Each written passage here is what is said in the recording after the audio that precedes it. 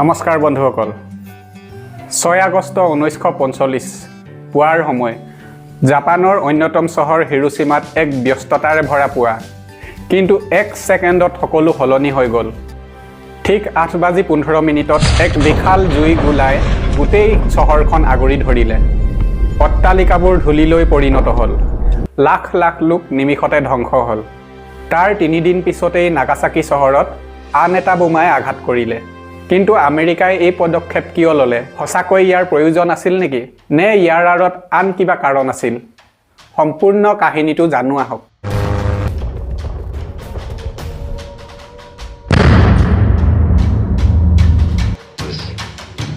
Now I am become death,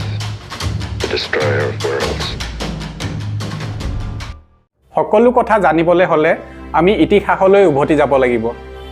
দ্বিতীয় বিশ্বযুদ্ধ যি 1939 চনত আৰম্ভ হৈছিল তাৰ পূৰ্বেই জাপানে নিজৰ সাম্ৰাজ্য আক্ৰমণাত্মকভাৱে সম্প্ৰসাৰণ কৰিছিল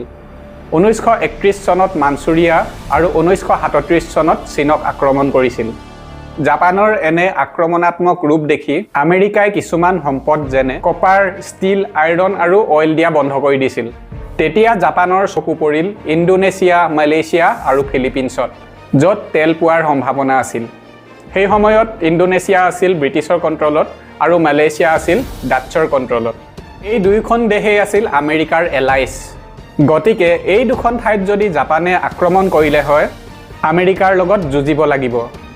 আৰু এই দুখন দেশ এৰি যদি ফিলিপিনছতো আক্ৰমণ কৰে তেতিয়াও আমেৰিকাৰ লগত যুঁজিব লাগিব কাৰণ সেই সময়ত ফিলিপিনছ আছিল আমেৰিকাৰ কব্জাত জাপানে ভাবিলে যে আমেৰিকাৰ লগত মুখামুখি যুদ্ধ কৰি জয়ী হোৱাটো সম্ভৱ নহয় গতিকে মনে মনে আমেৰিকাৰ ওপৰত এটেক কৰিব লাগিব এই কথা ভাবি জাপানে 1941 চনৰ 7 ডিচেম্বৰ তাৰিখে আমেৰিকাৰ পাৰ্ল হাৰ্বৰ বেছত আক্ৰমণ কৰে 350খন জাপানিজ এয়াৰক্ৰাফ্টে পাৰ্ল হাৰ্বৰ বেছৰ ওপৰত বোমা নিক্ষেপ কৰে যাৰ ফলত আমেৰিকাৰ বহুতো এয়াৰক্ৰাফ্ট আৰু বেটেলশ্বিপ ধ্বংস হোৱাৰ লগতে 2403 জন সৈন্যৰ মৃত্যু হয় আৰু প্ৰায় 1000 জন আঘাতপ্ৰাপ্ত হয় বিশ্বযুদ্ধত বহুতো ক্ষয়ক্ষতি হোৱাৰ কাৰণে এতিয়ালৈকে আমেৰিকাই দ্বিতীয় বিশ্বযুদ্ধত ভৰি দিয়া নাছিল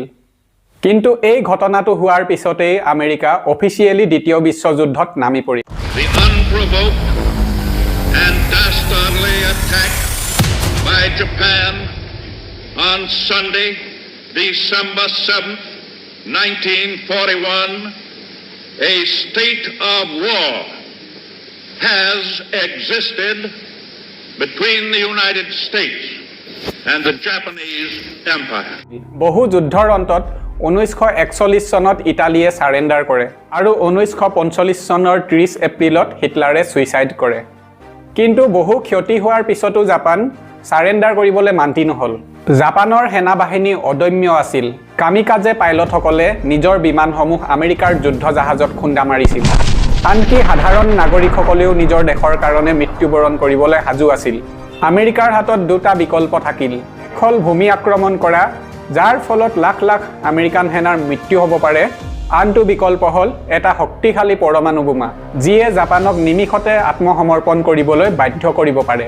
সেই সময়ছোৱাত আমেৰিকাৰ এক গোপন পৰীক্ষাগাৰত এলবাৰ্ট আইনষ্টাইন আৰু ৰবাৰ্ট অপেনহেমাৰকে ধৰি শীৰ্ষ বিজ্ঞানীসকলে এটা নতুন মাৰাত্মক অস্ত্ৰৰ পৰীক্ষা কৰি আছিল যি আছিল এক পৰমাণু বোমা আৰু প্ৰজেক্টটোৰ নাম দিয়া হৈছিল মানহাটান প্ৰজেক্ট 1945 চনৰ 16 জুলাইত এই পৰমাণু বোমাৰ পৰীক্ষা সম্পূৰ্ণ হয়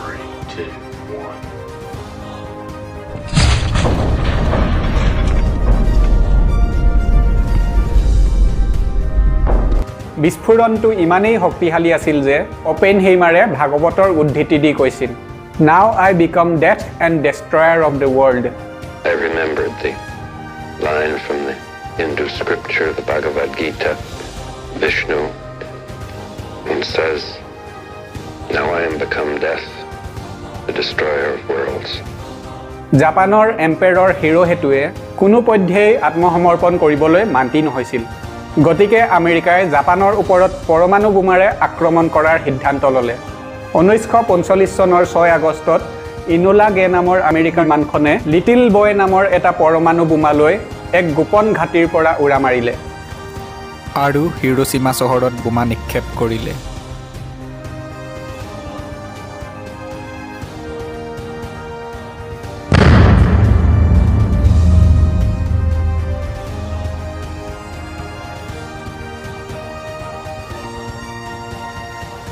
যাৰ ফলত চহৰখনৰ 1,40,000 লোকৰ মৃত্যু হ'ল। তথাপিও জাপানে আত্মসমৰ্পণ কৰিবলৈ মান্তি নহ'ল। ইয়াৰ 3 দিনৰ পিছত 9 আগষ্টত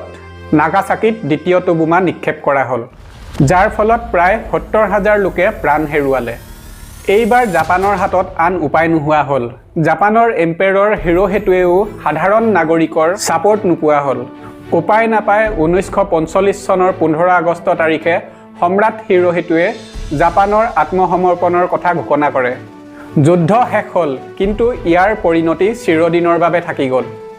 পৰৱৰ্তী সময়ত হাজাৰ হাজাৰ জীৱিত লোকে নিউক্লিয়াৰ ৰেডিয়েশ্যনৰ প্ৰভাৱত ভুগিছিল। ইফালে আমেৰিকা আৰু ছোভিয়েট ইউনিয়নে শীতল যুদ্ধত প্ৰৱেশ কৰিলে। আজিও বিশ্বজুৰি 13,000ৰো অধিক পাৰমাণৱিক অস্ত্ৰ আছে আৰু পাৰমাণৱিক যুদ্ধৰ আশংকা এতিয়াও বাস্তৱ হৈ আছে। হিৰোশ্বিমা আৰু নাগাসাকিত হোৱা এই ঘটনা দুটাক লৈ কিছুমানে যুক্তি আগবঢ়ায় যে বোমা বিস্ফোৰণে জাপানৰ আক্ৰমণ ৰোধ কৰি লাখ লাখ লোকৰ জীৱন ৰক্ষা কৰিলে, আৰু আন কিছুমানে বিশ্বাস কৰে যে বোমা বিস্ফোৰণ অপ্ৰয়োজনীয় আছিল। হিৰোশ্বিমা আৰু নাগাসাকি আছিল এক ইতিহাসৰ টাৰ্ণিং পইণ্ট। যুদ্ধই কেৱল ধ্বংসহে আনে, আৰু এটা সোঁৱৰণি যে পাৰমাণৱিক অস্ত্ৰ কেতিয়াও ব্যৱহাৰ কৰাৰ উচিত নহয়।